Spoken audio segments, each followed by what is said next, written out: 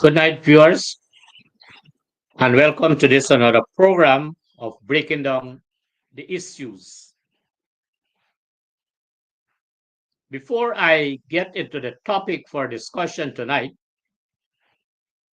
let me remind viewers that this program comes to you every Thursday night from 18:30 hours to 20 hours.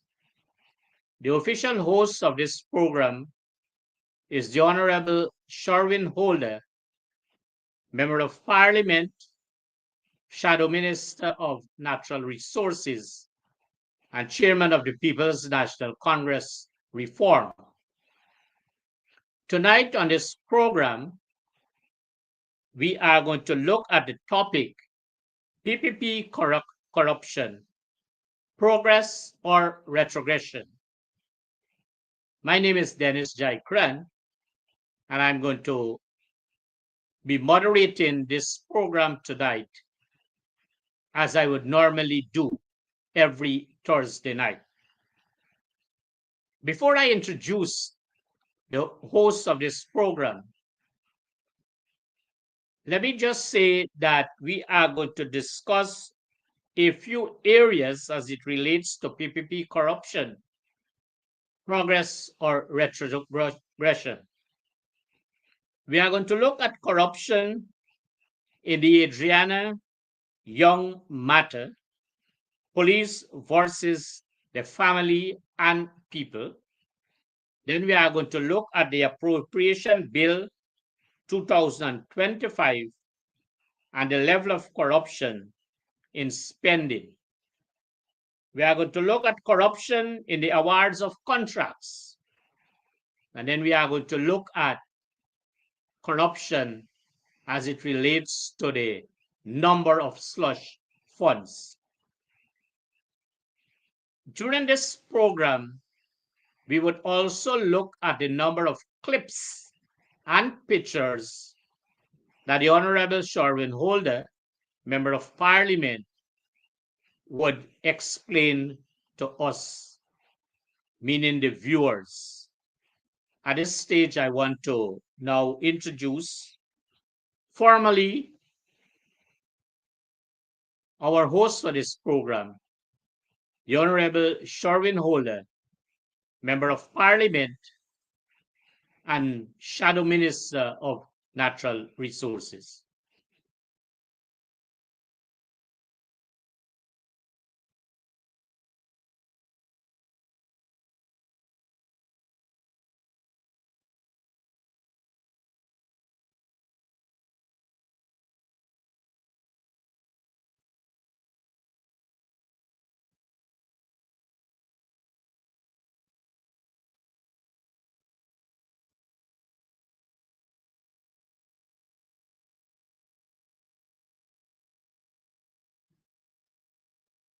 Operator, can we bring in the host, the Honorable Shurwayne Holder?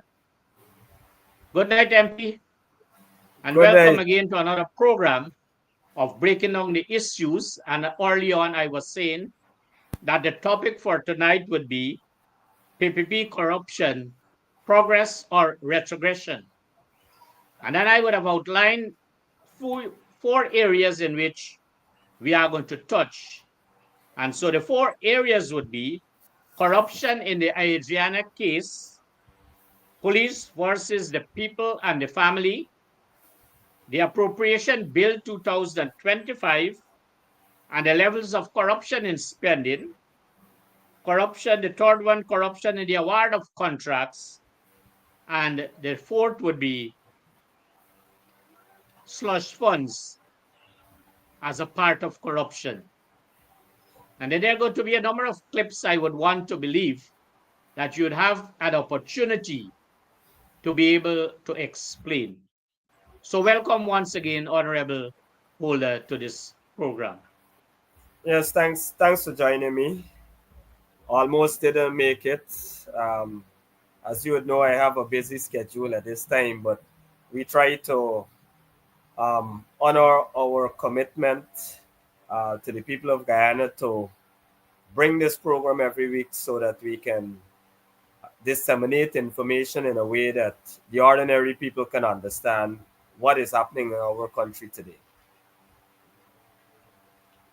Thank you very much. So let us go into the first area of concern and the corruption area that I would wish that we can explain to the public. And so the question I'm going to pose to you, MP, is that recently there was this total engagement not only in Guyana but internationally of this Adriana Young demise. And those engagements locally would have caused us to believe that there is corruption at that level as it relates to this matter, meaning the police versus the family and the people. And so, if you can show us, take us through those stages to point out the levels of corruption at each level. All right, thanks, Dennis.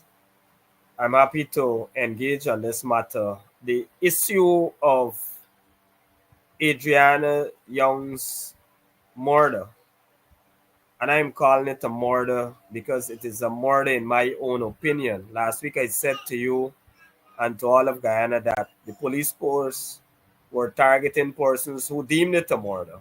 Well, I'm deeming it a murder in my own opinion, based on everything that I would have seen, and we as Guyanese people would have seen. This case is unprecedented in recent times. It is not unprecedented in Guyana, but it's unprecedented in recent times because from 2015 to 2020, we saw nothing close to this. And though we might have seen um, an emergence, a re-emergence of extrajudicial killing and unexplained deaths and corruption mixed with corruption in the police force, we have not seen it at this level for the past 5 years. I believe in the past 5 years, it would have been there would have been that reemergence and it would have been increasing exponentially to get to this point today of the situation of Adriana Young. We have seen other cases in the past, like Oren Boston, one of the first in 2021. We'd have seen a number of others right through, and last week we chronicled it. But Adriana's murder, I think, exceeded all of those that we would have seen in the past. The level of corruption, the level of cover up, and mind you, I'm saying this because we would have witnessed it play out in the public domain on camera, on video.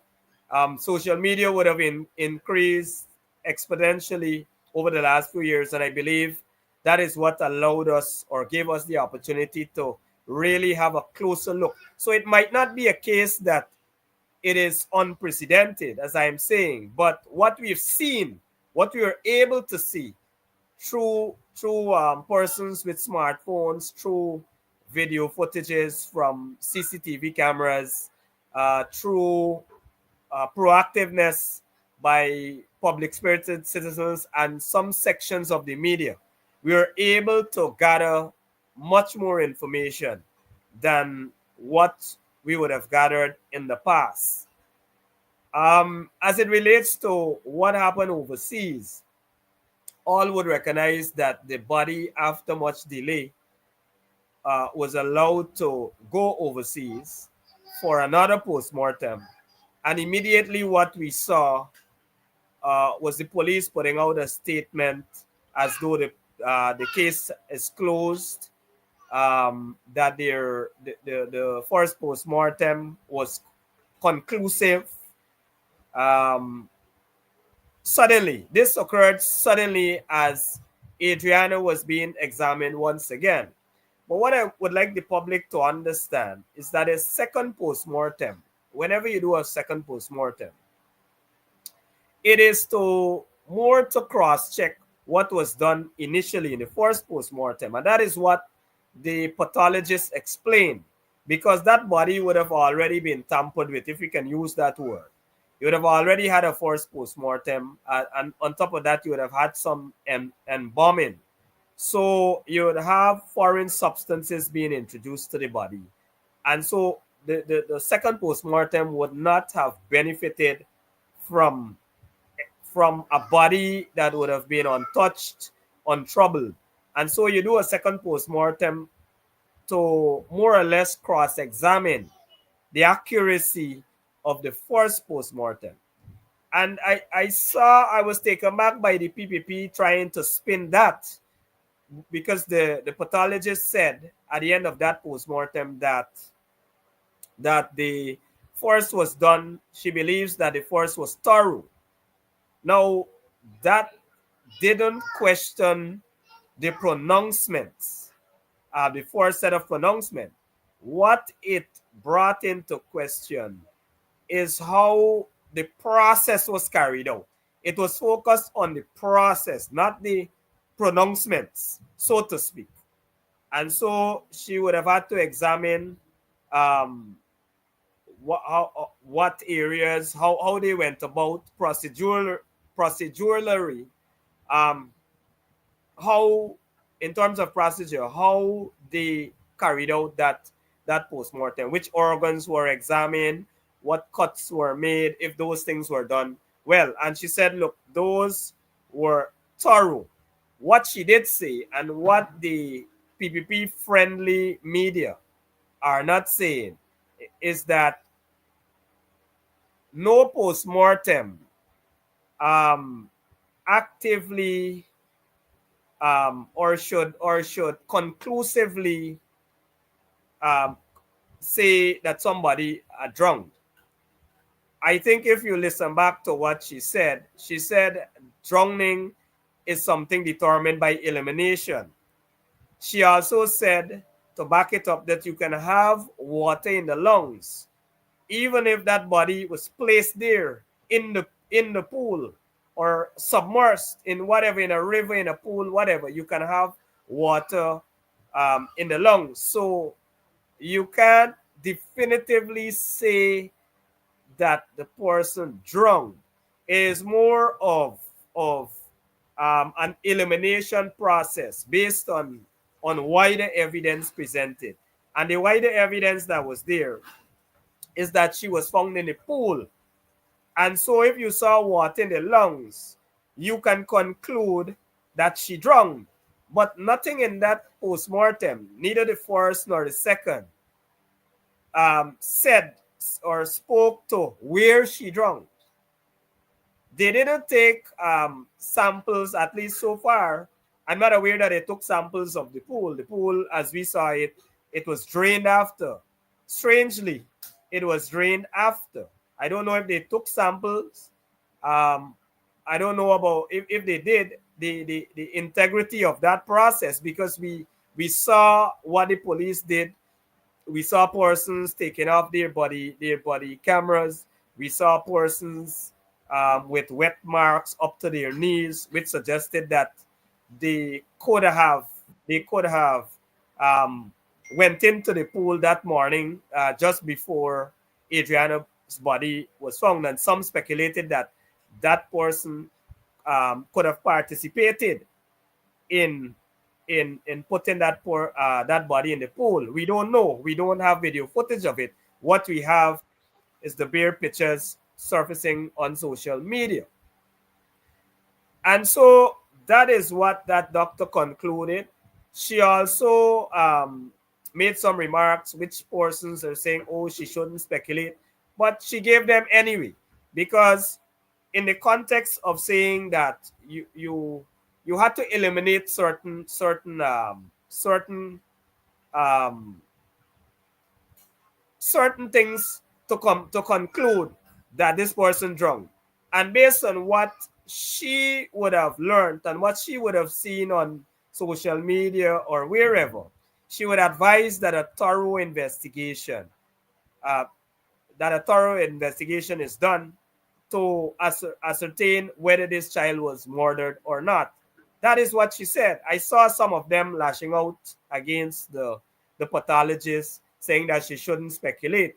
But she made it very, very clear that you cannot, you come to the conclusion of drowning after you would have eliminated certain things. And certainly foul play cannot be ruled out. I think that is what the message that she was attempting to convey, that you cannot rule out foul play based on everything that the public would have seen. And so she urged the Guyana police force to thoroughly investigate that matter. And I too would want to join with the good doctor, the good pathologist, to urge the government of Guyana and urge the police force, the government of Guyana, who seem to be complicit in a cover up of whatever transpired in this matter, and the police force who either through corruption or incompetence or both would have failed Adriana Young, would have failed her family, and would have failed in the general execution or delivery of their duties to ensure that this matter is thoroughly investigated and that you can have true closure at the end of that process. So we don't expect this case to just be tossed under the rug, but to be dealt with in a serious way. And I should say to the public that any government formed by us, any government that we are or would be a part of 3 months from now, 90 days from now, or thereabout, we will ensure that we get down to the bottom of this. We wouldn't operate like a finale and bluff this nation and bluff the family to say we leave no stone unturned or spare no resources. We are going to do it. We are going to have multiple investigations as far as they lead, as far as they go. We are going to do it. Whatever help we need, if we need um, assistance from the FBI, if we need assistance from any of those reputable organizations, we are going to do it. And we are going to also ensure that there is a thorough investigation of the conduct of the force with respect to this matter, because Dennis, we can't continue to have matters like these. We saw a number of them play out over the years where there is no justice. And so we cannot continue to have the force operate in this manner. We are not going to target police officers. We believe that there are a lot of good police officers in the force, but there is need for reform. There is need for serious leadership, and we believe that if you have if the head is rotten, if the head is rotten, and we know who's the head, we know where the heads are at the various level. We have a commander in chief, and we have a commissioner of police. We have others at heading at certain departments and certain regions. We have to deal with that. If we have a rotten head, then the entire body will be rotten. We have to clean that up. We have to bring serious reform, and there is no place better to reform or to begin with those reforms than the head, those persons that head the police force. Guyana police force will have a new head in the next 3 months, as long as we take government, which we expect to do in the next 3 months. We will have a new commander in chief, and we will have a new head of the police force. And so the public can expect a more professional police force as we had in the last 5 years. And they can expect and look forward to this murder being being aggressively pursued under our administration. GMP, having established that level of corruption as it relates to the Adriana Young's case, I want to stretch this a little further. And I'm going to point and ask you this question. And the straightforward question to this is, had it not been for the activism of social media, do you think that this matter would have concluded within the shortest possible time to allow persons that might have been involved to be set free of a situation like that? Well, certainly, and even with the activists on the ground, we see the direction where the police force went, and we see the direction where the government of Guyana went in terms of its complicit behavior with respect to this matter. Persons, as I said last week, the little girl went missing, and everybody rather refused to act. Even the hotel, I saw today somebody associated with the hotel a clip, and with a sad piece of music with a person in the hotel saying, um, you know, persons. I saw a clip there which is not related, but I want to definitely come to that at the end, to the back end of the program, because we are dealing with corruption. Yes, but I was saying, I saw a clip there with persons in the hotel, maybe somebody relating to the owner, the management, and with some sad music playing, and they're saying, the caption is, "Where do we go from here?" or "Where do I go from here?" And immediately my thought was, where should Adriana's family, who are clearly being denied justice, where should they go? Where should they go? They have lost, a life was lost. And the hotel, in my view, they did not do what they should have done in such a manner. I'm told that persons approached them and said, "Look, this little girl is missing from the pool," and they had persons in that pool still partying, still enjoying themselves until about 10 o'clock in the night. The police also refused to act in a professional manner and to do what they had to do. When they eventually came, they operated as though they wanted to protect the hotel rather than ensure that they do everything possible, stop whatever was going on at the hotel, and ensure that you have a thorough search. And so, if it weren't for the activists, I think this thing was going to be shut down quickly. This body probably would have appeared outside of this hotel, as we saw what seemed to be attempts by persons in vehicles to exit the hotel with only God knows what they had in those vehicles. And then after persons would have demanded that those activists on the ground, public spirited citizens, not political activists, but just neighbors, familiar people, people who cared, people who suspected that something was not right. After those persons stood there for many hours and demanded that any vehicle leaving the premises had to be searched, and started to agitate to go into that hotel, then things started to get serious. But even so, games were being played.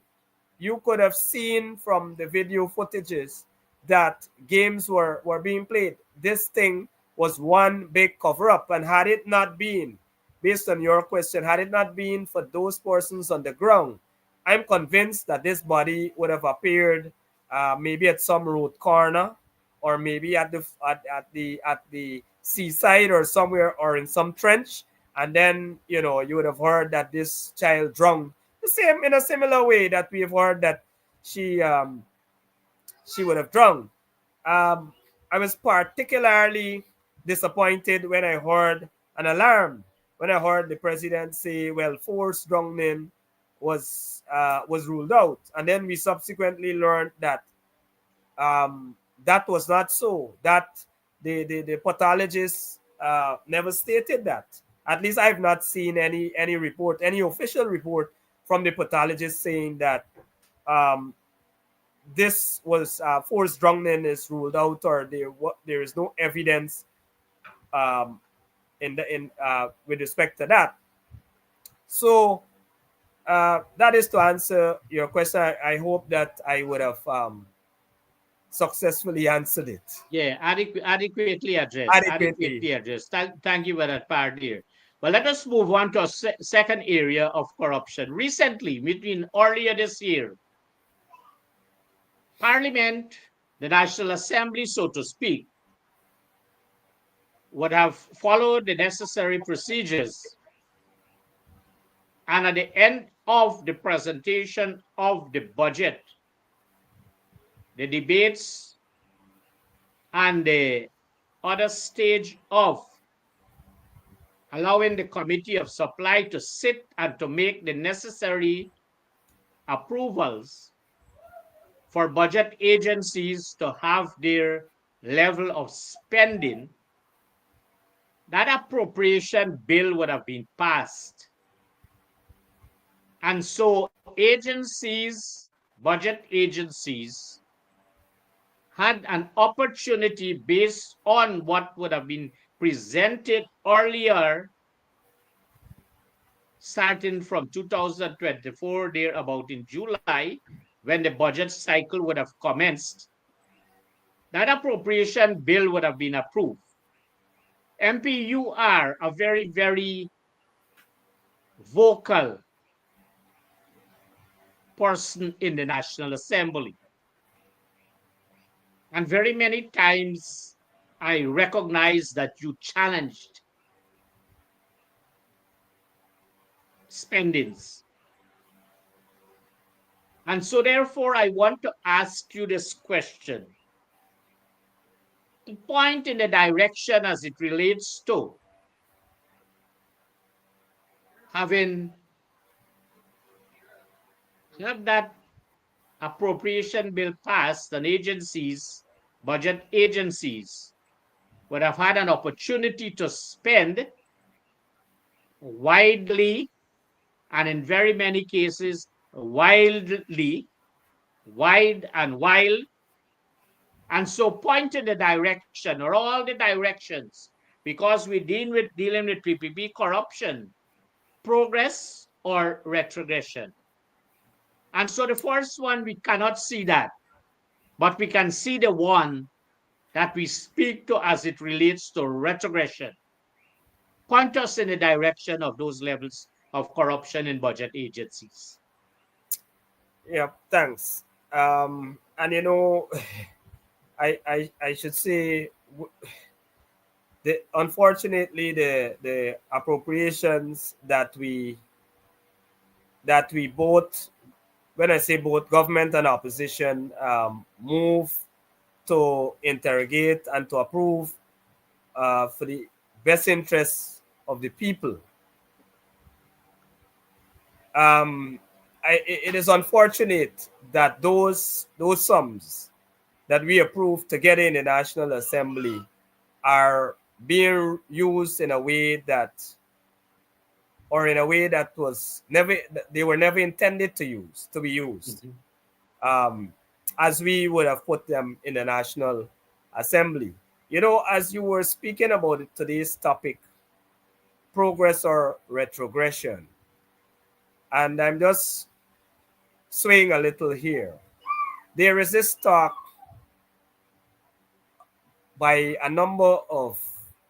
a few persons who chose to support or to endorse the PPP, some of them working with the government, some even once were on the opposition side. And the thing that they talk about, the reason for going to the PPP or for supporting the PPP is progress. This progress that they would have seen. And that is why I think the topic progress or retrogression is so important. It's so important at this stage. I want to say to the viewers, and I'm happy that you brought up the budget and what we would have passed, the appropriation bill. In 2015, I want to compare progress with retrogression. In 2015, our budget, our national budget, annual budget was $221 billion. And if we compare that, or I should give it at the end of the term as well. That's at the beginning of the term.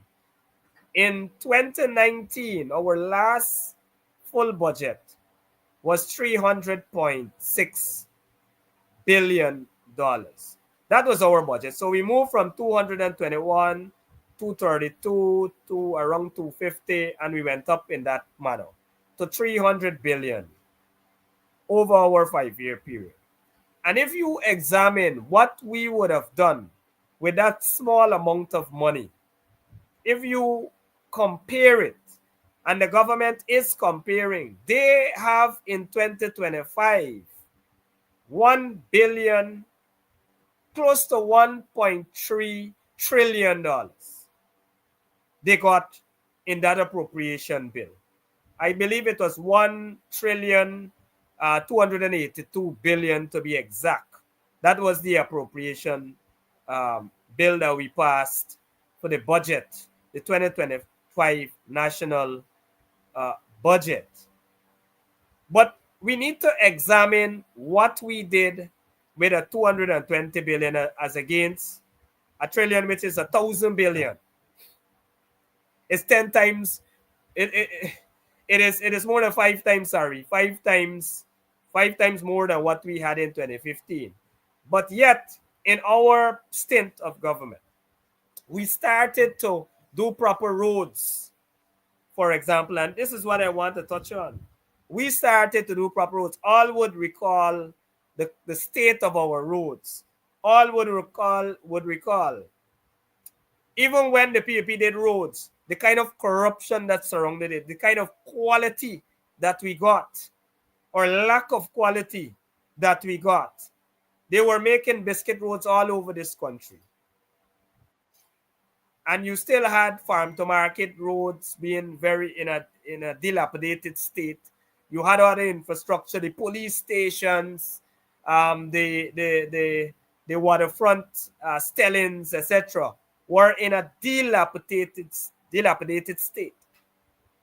And we came in with a very small 221 billion budget, and we tightened our grip on corruption. We practically banished or vanquished drugs run-ins in this country.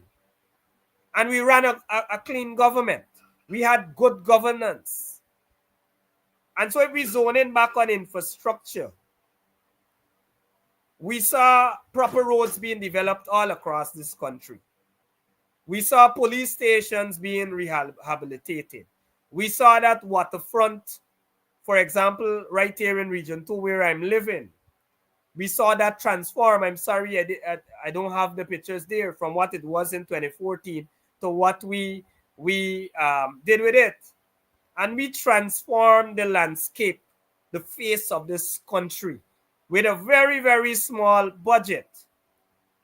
And so when you compare that with what is happening now, with the kind of money that they have now, what they did was to embark on a friends, family, and favorite program, which unfortunately But those very monies that you're talking about, Dennis, those very monies that we appropriated, that 1 trillion, about $300 billion, they put it in the hands of friends, family, and favorites. I wish that the operator can pull up the contract, the Bellevue pump station. There should be a clip there, or a picture there to show the 182 uh, million dollars which was handed out to him, which forms a bigger part of the contract. The contract is, I think, 600 or 800 and about $860 million, and they doled out 160 million to this guy, who up to now, from since I think it's 2022 that contract was awarded, who in 2025 is still saying that the project is 10% complete. Well, if the operator can pull up that picture, I don't know if you can consider it. There is a picture there with some logs and so on the ground. Yes, 10. They're saying that 10%. This was recorded by the newspaper. They had to obviously take what was said to them, 10% of the work. But there is a picture there with an empty space with just maybe some wood on the ground and some concrete stuff on the ground, and that is it. No work was done. Practically no work was done. You had a little clearing, and that is it. I don't know if you consider this as 10% of the work. $182 million. Could you tell me if you're seeing $182 million in terms of work here? And this is critical. Now the government is so complicit. They are so corrupt. They are facilitating this. It is. Look, we have to point fingers at the president, the vice president, and their entire cabinet for what is happening there, because they approved. They gave their no objection to this, and this is their friend. It is no secret. And Irfan Ali, why I'm saying you have to point your fingers. People like to, some like to see him as the guy who's dancing Michael Jackson and picking mangoes and that kind of thing. But these are the things that we have to look at. When he called his sham 5:30 meeting, 5 o'clock meeting with contractors, did he call critic? Did you ever hear about TPU company? Did you ever hear? And these are the big defaulters. These are the big defaulters. We can look again at and there should be clips there of another infrastructure project, the Hosororo School, $2.6 billion. That project is worth $2.6 billion, and there is a lot of talk about the benefits, and I don't doubt. There, the school, you always have a need for new modern schools. We would have promoted that. You would recall, Dennis, we designed that school in Abramsville, that new modern school. Yes. In Abramsville, the PPP ended up took over the project. So it is our vision, but we didn't engage in the level of corruptions, in the kind of corruption that we're seeing from this PPP. There was a complaint while we were in government for the Abramsville school, the new modern smart school, as we would have called it. There was a complaint, and you were the REO, and you brought a halt. The contractor said he was disenfranchised and by the award of the contract. And immediately, you were the REO, and you brought it to a halt for investigation. I clearly recall that. That is how, persons like to say, well, in every government there is corruption. There is always corruption all over the world, all over the country, but it is how you deal with it. And certainly the levels of corruption did not exist that we are seeing it today. We took decisive action, as you did, as an REO. As fast as a contractor made a complaint, you brought that contract to a halt. What they did, and they came in and took over the contract, and this was December of 2019. You brought that, I think, to a halt. Yeah. And by the time they took over the work, what they did was increase the sum. They put it back for the sham tender, and they increased the sum. I don't know if you recall that. They increased the sum by Yeah. some hundred and something $1 million. And so if we go back to this Osororo school, I don't know. There are pictures there. There is a picture there. I hope that the operator can pull it up. The school has been left abandoned for many, many months. There's nothing going on there, no equipment. We don't know how much of the money has been spent. And if this, obviously, this project will have to go back to retender again. And it would be no surprise if another 100 or 200 million dollars is added to it. And so we're in this position because of the Friends, Family, and Favorites program that the PPP embarked on over the course of 5 years, that they allowed, that they doled out a lot of these funds to their incompetent friends. And in some cases, their friends had too much on their chest that they could not do all this work at the same time, and they failed. But they're not calling out any of these persons. Rather, they are they would have allowed the projects to fail, and then they go back to retender. And we can look at many projects. You have the Conversation Tree project that went back to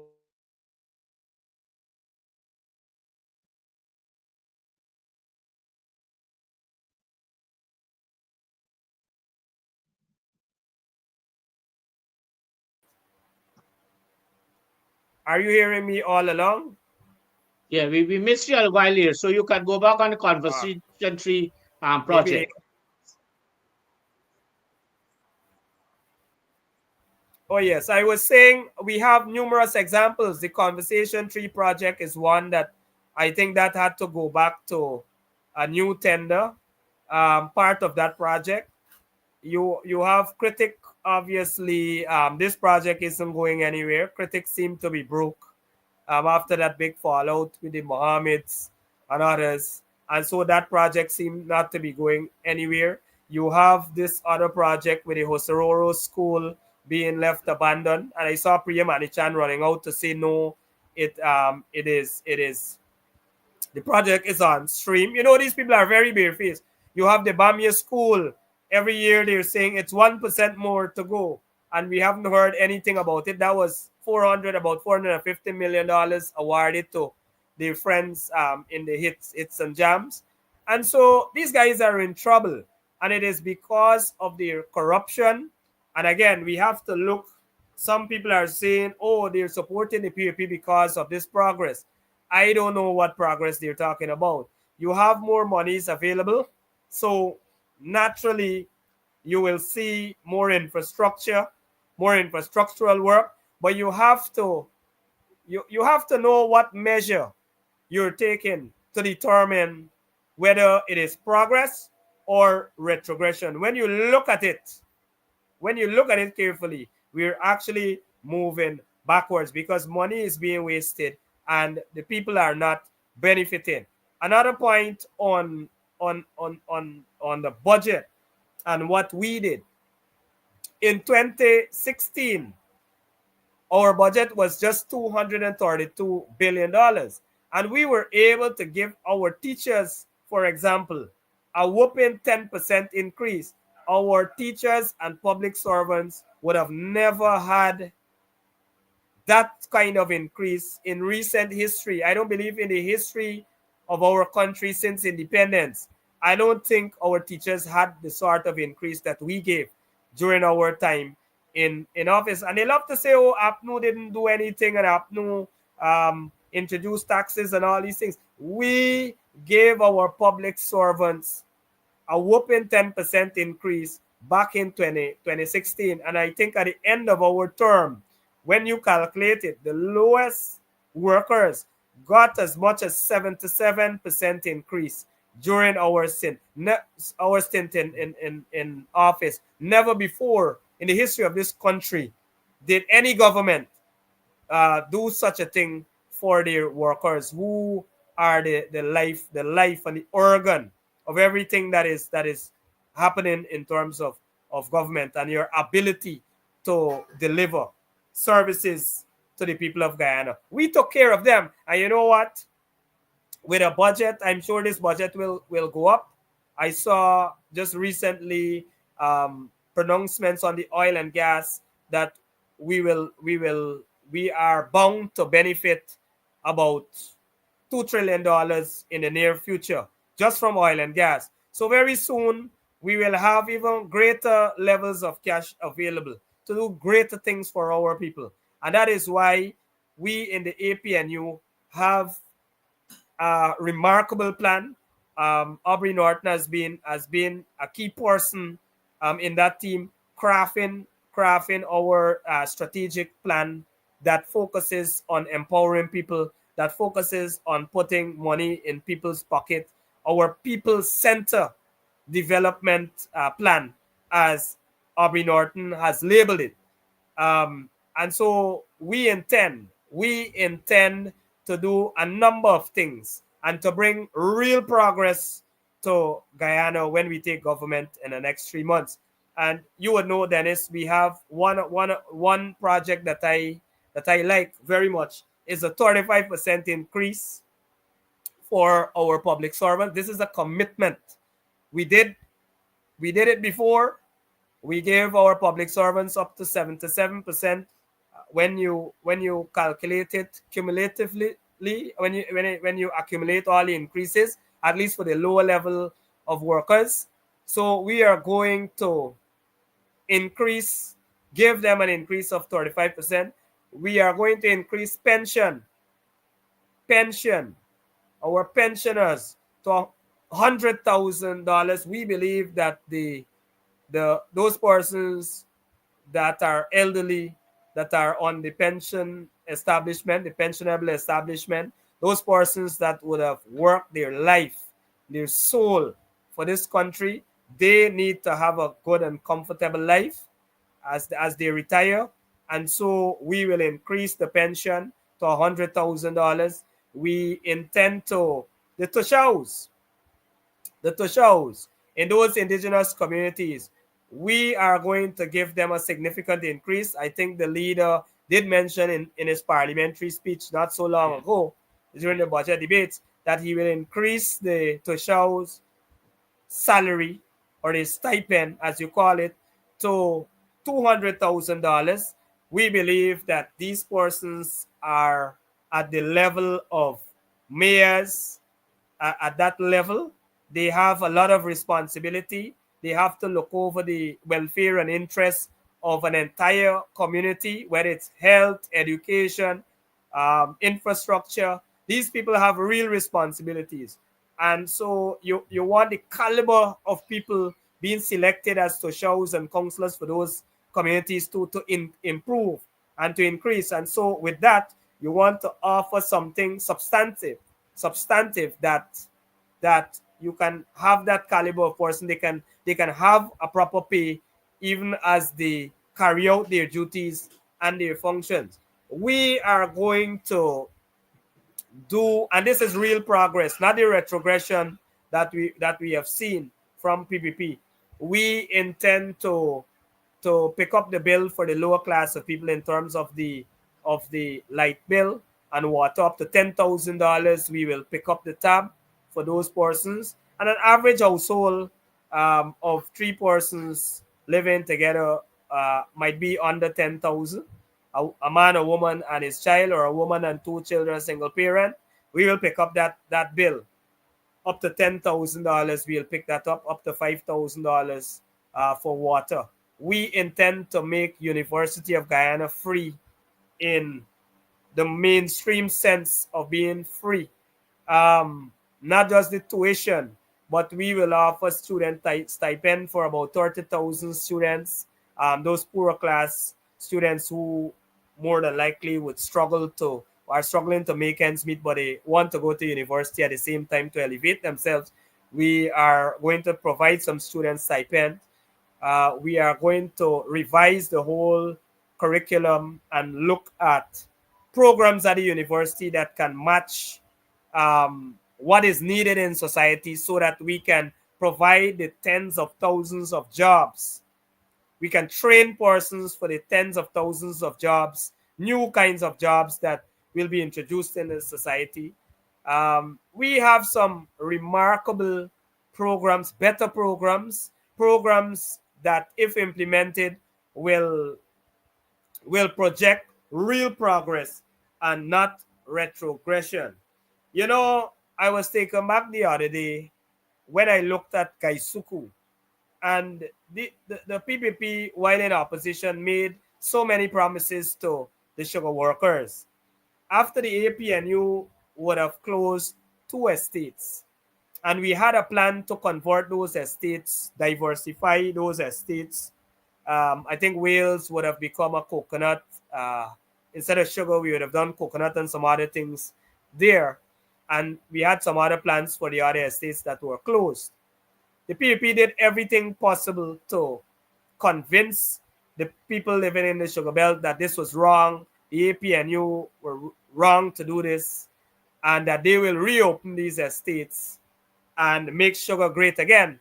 Well, surprise. Guess what? 5 years later, 5 years later, sugar is 10 times worse. And these guys are still seeking to blame the APNU for it. We made in 2019 92,000 tons with the three estates that were left open. A few months later, the PPP took office, took over those very three estates, and made just 47,000 tons, uh, about half, 50% less. This is a clear indication of their corruption and incompetence. I saw last week they said they finally stopped blaming the APNU because they recognize that 5 years on you can't continue to blame APNU every year, and so they said it was the rain that caused them not to make the target. Now, I don't know. Maybe rain didn't fall from 2015 all the way to 2020. I just had to chuckle at this stupidity and this shamelessness. And I recall Irfan said that heads will roll, and the VP saying that heads will roll. Well, we're still waiting for those heads will roll.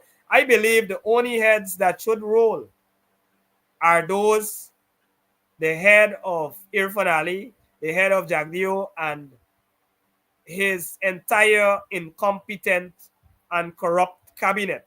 Those are the real heads that need to roll so that real progress can be experienced by the Guyanese people, that the Guyanese people can finally enjoy a good standard of living. A country where you have a police force that acts professionally and looks out for the interests of the people. A country where you have proper infrastructure being done and you're getting value for your money. A country where health service can be at a world-class level. Not that what we are getting now. Our education. And I should mention this point. We're talking again about retrogression against progress, and we're not seeing progress. I asked a colleague, I consider him to be a colleague or a friend.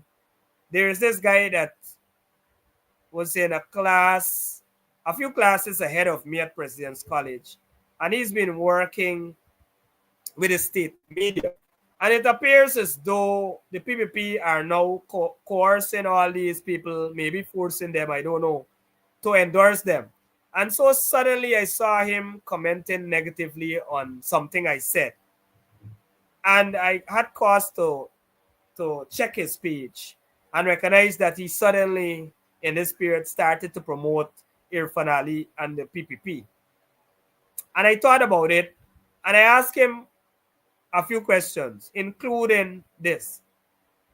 What progress are you talking about? And he said something about progress on his page. I said, you have to know how you're measuring progress, how progress is measured. Do you know, or are you happy with the fact that under the APNU, with that small budget, I just told you about the budget, we were able to move the matriculation rate, meaning those persons who graduate with 5 subjects or more at CSEC level, with 5 subjects, including maths and English.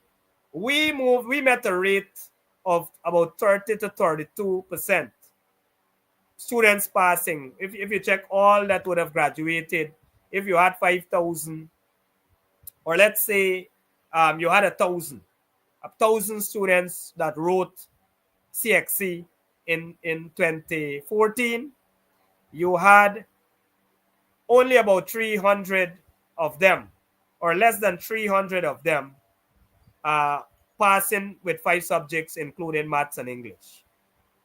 When we completed our stint in government by 2019, that rate went up to almost 50%. So you gone up to about 500 out of that thousand. About 50% were passing at that stage with the little resources that we had. If you check in 2020, or at least up to 2024, and you can verify this information, this is not something that I'm making up. You simply have to go to the back of the budget, as you would know, Dennis. You would know at the back of the budget would have all these information. They can't lie about it. And you check the matriculation rate, you will see that it has moved straight back to where it was. And that is the meaning of retrogression, returning to a previous state. And that is what this PPP has done. Even as they continue to boast about all the infrastructure, all the schools, the education system is failing.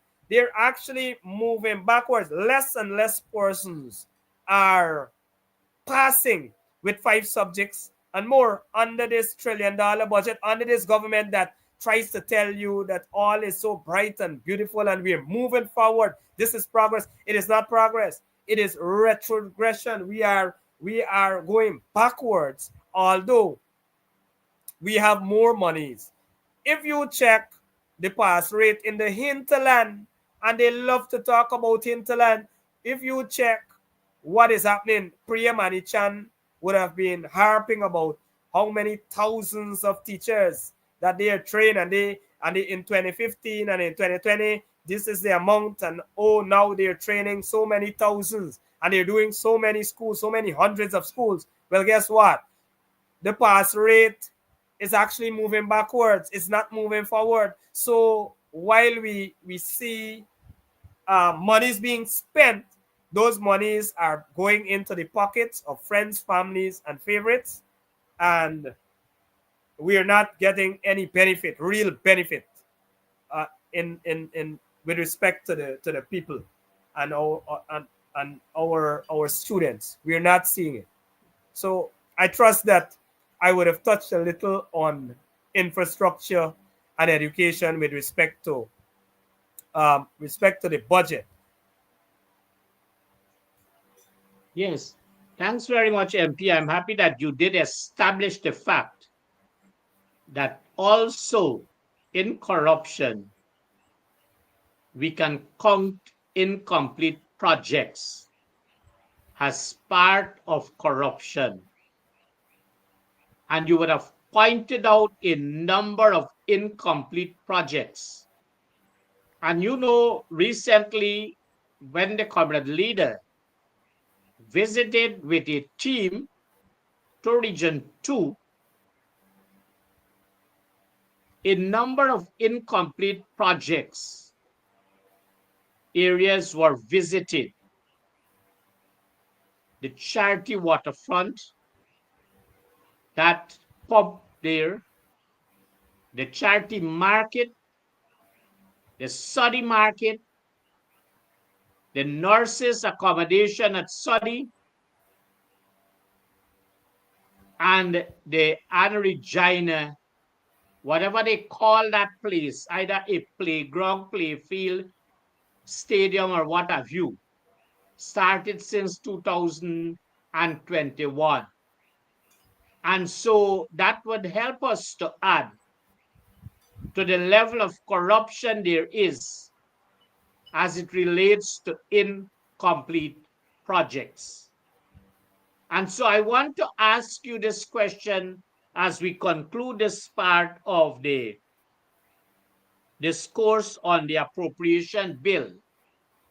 You know, there are checks and balances as it relates to what we come to call award of contract just now. When contracts are awarded,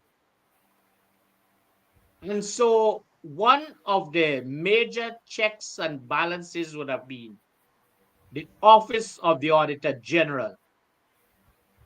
And I've always said that during the period 2015 to 2020, never in my period as a public officer recognized how proactive the Office of the Auditor General would have been. And I always said, I hope that based on situations, circumstances now, that they are as proactive. And so that is one of the checks and balances there, the Office of the Auditor General. The next one would be the Public Procurement Commission. And then the other one would be the Public Accounts Committee. And so if you lump those MP, show us a few things or ways in which we consider those as rampant corruption. Look, I'm happy. I'm happy that you mentioned um, those organizations. Well, not necessarily organization. Those units that within the government and within the parliament that are supposed to act as the guardrail to ensure that there is transparency and accountability. I recall, and you're absolutely right. The Auditor General's office was very active, very proactive, and our administration um, ensured that we satisfy whatever was asked. We provided whatever information that they needed, whatever clarity that they needed to ensure that transparency and accountability was the order of the day. And that is why there weren't many projects that or many instances that persons could have actually pointed their fingers to during our stint. I cannot say to you that persons will not try, a contractor wouldn't try to do something, or some engineer or somebody wouldn't try to do something. But as I said, it is the way how it was dealt with, the way how you deal with corruption. Now, I find that the Auditor General from 2021 or 2, maybe 2022, has become more and more silent and have not been touching on some key areas. I understand, and you would know too, that they take samples, but then there are those obvious projects that the Auditor General would need to examine because they're in the public and everybody's talking about it. There's obvious corruption going on, and so the Auditor General's office would want to look at that. But we're not seeing that kind of proactiveness, and there's a reason for that. And I'm not casting my finger, pointing my finger, or casting a shadow on that office. I believe what is happening is the manifestation of dictatorship. Those persons cannot act independently. The government of the day is obviously directing them and steering them in a particular direction and blocking them from doing their job in a fair and transparent manner. So I believe that is why we're not seeing much or as much from the Auditor General office, although we see corruption has ramped up maybe 10, 20 times over in these last 5 years. The Public Procurement Commission is another commission that has failed under this PPP. You would recall that prior to 2015, the PPP refused for many, many years to um, to operationalize the Public Procurement Commission, although it is there in the law, and they just refuse to bring on board that Public Procurement Commission, because that is the commission that will look at complaints for contracts, etc. Now, you had a number of complaints on these very corrupt contracts. The one at Bellevue Pump Station, many other pump stations, and other projects. But the Public Procurement Commission, through its PPP majority, because the opposition has, I think, two members there, but the PPP has a majority. And so the decisions, like what we're seeing at GCOM level, is the same thing that is obtaining at that level there at the PPC. And so they would railroad whatever investigation and then put out whatever statement they want to put out. They have failed to act. They're a toothless poodle, and they too, that is a mechanism that is established to ensure that corruption is subdued. But it's under this PPP government, that organization, that well, not organization, but that department, if I can call it that, cannot act.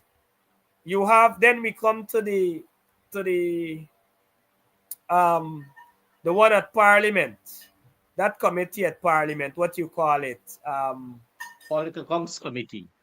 the the Public Accounts Committee. Yes, that committee scrutinizes the public accounts, and that committee has powers to haul public officers before it. But what two things the PPP would have done over the last few years? One, they determined that they don't have confidence in the head, which comes from the opposition. So they started from the beginning, from the get-go. They determined who they wanted to head. And I'm not pointing fingers at anybody. We still have the opposition that is heading it. But I'm merely highlighting their intention to derail the work of the committee. And so even in that committee, while the opposition chairs it, the PPP still has a majority, a one-seat majority in that committee. And so they would have used it to change the quorum. Before, I think, is the chairman and any two members. Now you must have, I think it's 5 persons there, or they have specified you have to have persons from the government side, you have to have persons from the opposition side. They totally stymied the work of the Public Accounts Committee. The third thing that they did was to stymie the rate at which the opposition, or at the rate at which the committee rather, can look at the various years of public accounts. What you want to happen, you want the current accounts, or the scrutiny to be current. Right now, we are still looking at the coalition time. 5 years on, we are still stuck at examining coalition records. We're supposed to have in real time summoning an REO or some PS to appear in front of this committee to say, hey, what really transpired here last year, before we get to the next budget, so that we can rectify any mischief. We can take whatever action immediately. Now, when you are now looking at 5 years ago accounts, when those officers would have gone, Dennis Jaikaran gone, all the other officers gone. You have new things happening, but you're not looking at that. You're trying to look at some accounts where Dennis can defend himself. Fortunately, you would have appeared and defended your track record, Dennis. But I'm saying we're looking at accounts of the past and not of the current. They don't want their track record to be scrutinized. They don't want before an election. You can see what would have transpired. They don't want those contracts to come up like critics contracts and all the under the table stuff that has been happening over the 5 years, all the corrupt practices. Like what we saw, and I should make reference to it because we're talking about public accounts and corruption. Just a few days ago, we saw um, that explosive revelation by Azruddin Mohammed, where he showed the text message, the record of his discussion with no other than the president of Guyana. And this is the Lamborghini gate we're talking about. And I'm certain that the operator had it. I saw him pull it up at one stage. Where, yes, he's saying there, and you can read, he's asking if I pay $50 million duty, would Stacia fight me down? Stacia is the commissioner for GRE, the tax boss for GRE. And I know him to be, and he was employed under the coalition and they kept him for whatever reason. But I know him to be a no-nonsense person, somebody that is supposed to have integrity. And I think that is why the question is being asked. Now, Azardine, as his text message or as his little live went, he told us and he told the nation that they had a phone call subsequently, and the president said, "Why you don't pay 25 million? Why you paying that much? 50 million is a lot of money." And he said, "No, chief. When you calculate the tax, 50 million is okay." Now, the president, in my view, in my opinion, here, is somewhat or allegedly facilitating transaction that should not occur. This is the president of Guyana, and he did say he met or spoke with the vice president as well, who directed him to the president. And there you have a discussion. And the president, according to Azruddin, he's saying that the president said, pay $25 million. This is how the PPP operates. This is how the friends, family, and favorite corrupt program. This is what they did for 5 years. This is what they did for 5 years. This was shocking. And you know, persons are out there, they put out their minions to defend this. I saw Joel Bagwandin, for example, stating that the minister Stacia, the commissioner, the GRA commissioner, falls under the purview of the finance minister, and the finance minister is a minister within the ministry of the presidency, and so it is the president who is responsible. That's nonsense. Even the minister of finance, or who is acting as finance minister, cannot get involved in that. That is corruption. That can be perceived as corruption. If we were to take what Azardine has said as the truth, then the president would be implicated.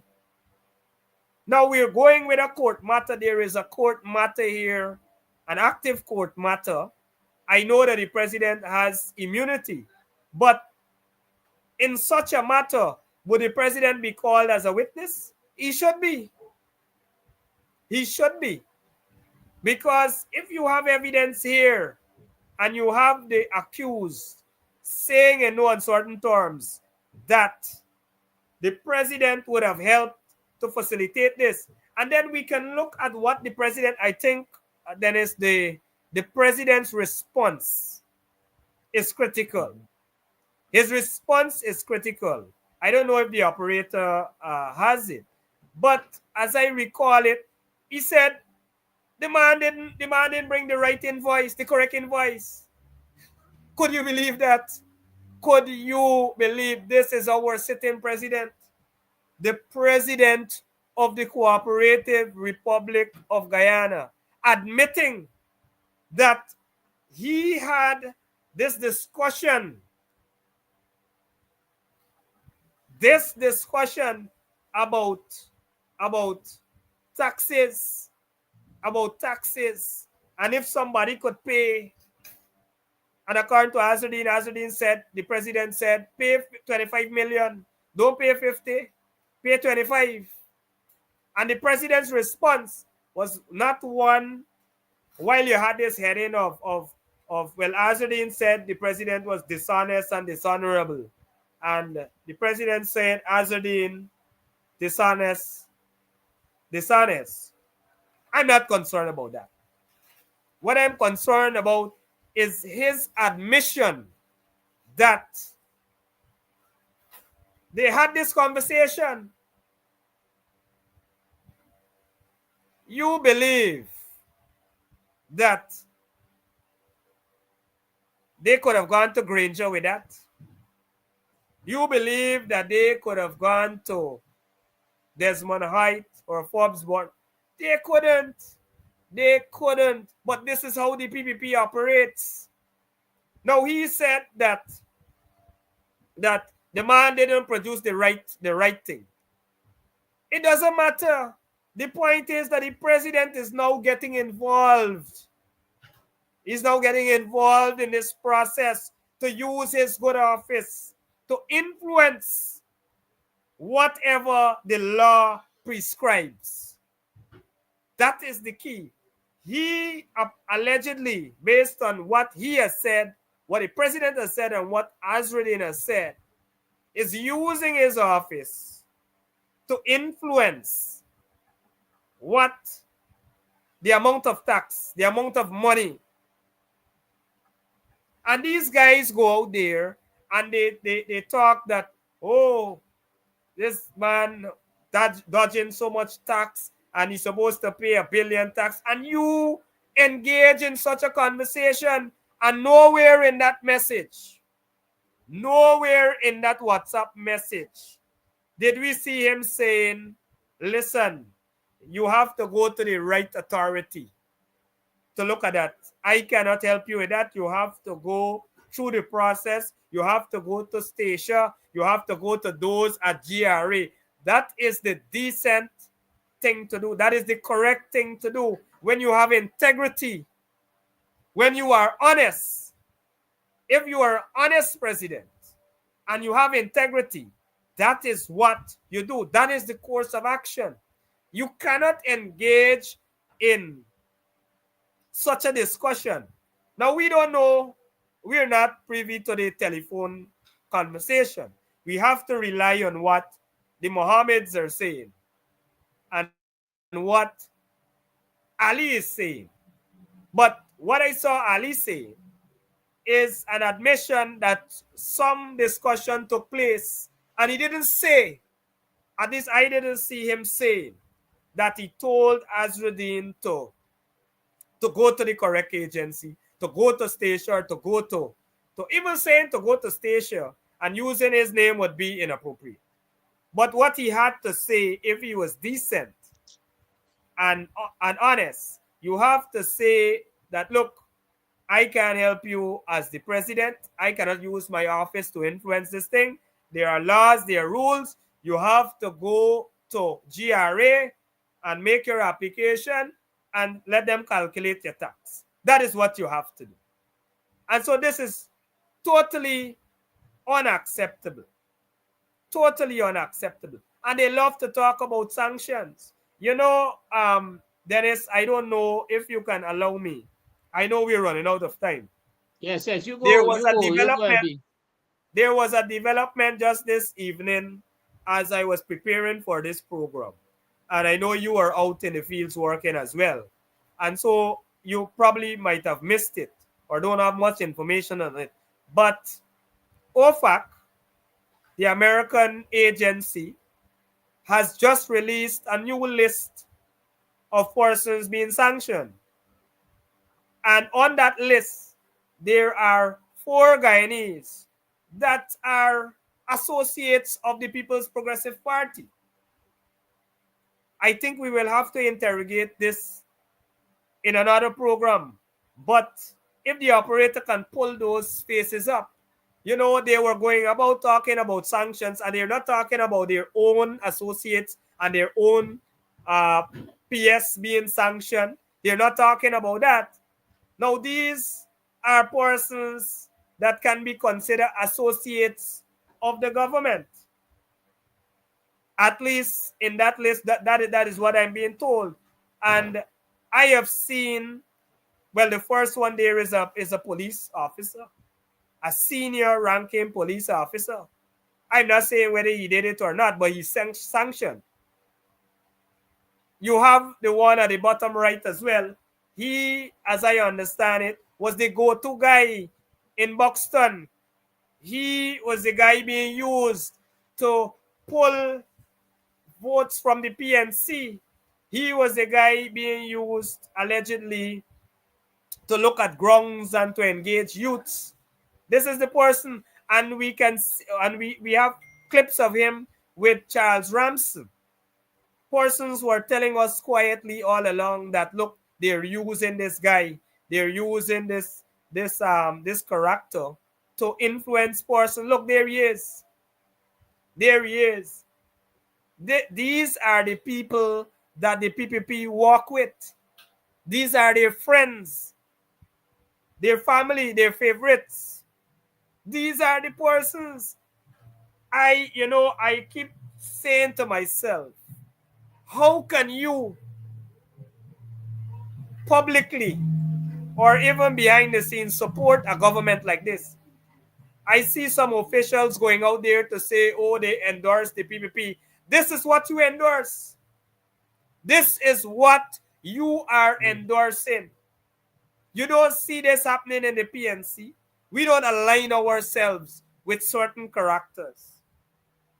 We don't engage in certain things. You could say what you want about the PNC and the APNU. We do not engage ourselves with certain characters. But these are the friends, family, and favorites that are being promoted by the People's Progressive Party. Sanctioned only today. Sanctioned only today. I believe the US knows what they are doing. They know exactly what they're doing. For them to sanction 4 new friends of the People's Progressive Party, it says a lot. And this is nothing new for the PPP, you know. This is nothing new. There are pictures with Vice President Bar Jagdeo posing with shady characters.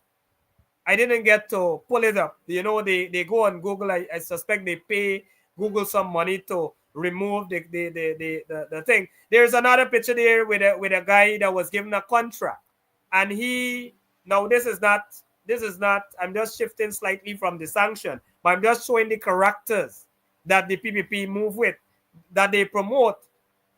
There is a clip there with one that was given a contract in Albaistong. That person, years prior, was charged for the murder of Phantom Informant, one of the Bacchus brothers. And I'm not saying I'm not here to pronounce on whether he did it, whether he's innocent, or whether he's guilty. But this clip was taken from the newspaper. This clip was taken from the newspaper, and we're talking about the person, the male, not the. I'm sorry that no offense. I'm hopeful that we're not offending the woman there, but this is not about her. This is about the guy on the right. I'm not saying whether he did it or not, but I'm telling you, we wouldn't engage in this kind of practice. we wouldn't engage in this kind of practice. This guy was charged along with some others. I think it's relative to one had a what you call it, a funeral home, and there are some allegations about that funeral home with respect to the phantom and what they used to do there. Allegedly, some people say they used to cut up some of the executed persons and store them there until and get rid of them. That is what we're being told, but we don't have the evidence of it. But what I'm saying, these people, these are the characters that the PPP align themselves with, and they promote them. They promote them.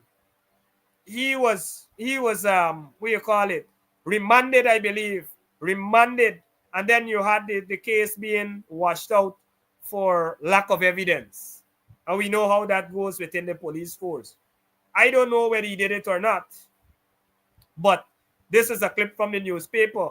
And so, if we can go back to the sanctioned crew, 4 persons that we're told are associates, friends of the People's Progressive Party, being sanctioned by the United States of America, by a reputable organization. And when these people put out certain things, they have evidence. They usually have evidence. Well, I would like the government of Guyana, Irfan Ali and Bara Jagdeo, to ask them for the evidence as they did for Asruddin. Let them ask for the evidence for their confederates. These guys that are close to them, let them ask for the evidence. And this is not for gold smuggling. This is for drug trafficking. This is for drug trafficking. You didn't see any of this while we were in government. This is the progress that they are talking about. And we can put this in a context of progress and retrogression again. Is this the progress? Well, this is progress for drug traffickers. This is progress for the underworld. This is, I don't know if this is the progress that some who so boldly come out to endorse the PPP. This is what you're endorsing. This is what you're jumping into. You are forming part of that PPP family that are associated with persons who are sanctioned for drug trafficking. That is what you're associating yourself for when we go to the polls. That is why you have this corruption in Guyana. That is why we have so much corruption. That is why we have so much crime. That is why we can't feel the progress that we're supposed to feel, although we have increased our budget 5 times over, because we have a corrupt drug running cabal that associate with persons who are not in good standing with those agencies that look at drug smuggling and other smuggling. Those are the characters that these guys associate themselves with. Those are the people that they promote. And I don't know why any Guyanese would want to vote for such a party. I don't know why any Guyanese would want to return such a party to government. I believe that the electorate are smart. These guys are going to come out, and the PPP, that is, they are going to try to bribe you. They are going to try to dole out some cash in the next couple of months. They are going to tell you all sorts of nonsense about the APNU. They're still living in the APNU shadow, because they know once we get government, they know that we will take care of the people. They know that we will ensure that we deliver cash grants. They know that we will improve the education sector. They know that we will shut down this drug smuggling that is destroying our young people, that is destroying this nation. They know that we will tighten our grip on it. They know that we are going to see real improvement in infrastructure. We have a massive infrastructure plan to link all the regions. We have a riverine community plan that will see roads and other infrastructure along areas like the Pomeroon River. We'll run roads there. We are going to run roads down in the Berbice River. They know of our plans. And so they're going to try to bribe persons. They're going to share a little money here, share a little money there, and to get certain persons that they know don't have integrity, they're going to get them to endorse the PPP, to come out and say, I am with PPP. Well, those 2 dozen or whatever persons wouldn't help them. Those persons wouldn't help their cause because the majority of Guyanese know what they pass through under this administration. We've seen their corrupt nature. We see who their friends, family, and favorites are and how they rob this nation. And sometimes they boast about all the progress they boasting about. It's the same oil contract, the same oil money that APNU signed. But they're squandering it and they're putting it in certain people's pockets. You see this guy that is at the bottom right there with Ramson, all over with Ramson. And obviously he's been benefiting from this PPP government. Today we see him being sanctioned and many others will be sanctioned. I trust that Guyanese wake up and put their vote in the right place come September 1st. Thank you very much, MP. When you closed just now, I recognize that you were also at the point of giving your closing remarks because we are at least 4 or 5 minutes in the other program. So I give you a minute to conclude, and then we conclude this program. All right. What I would say is that I don't want the people to be carried away by these few endorsements. It is part of the PPP plan. You see it every election cycle, where they have persons that might be associated with our party, or even in the past would have been associated maybe 10 years, 20 years ago. And then they put it up, oh, former APNU, former PNC endorses PPP. This is their game plan. This is what they do every cycle. So don't get, don't be too anxious. Don't get agitated. We are strong.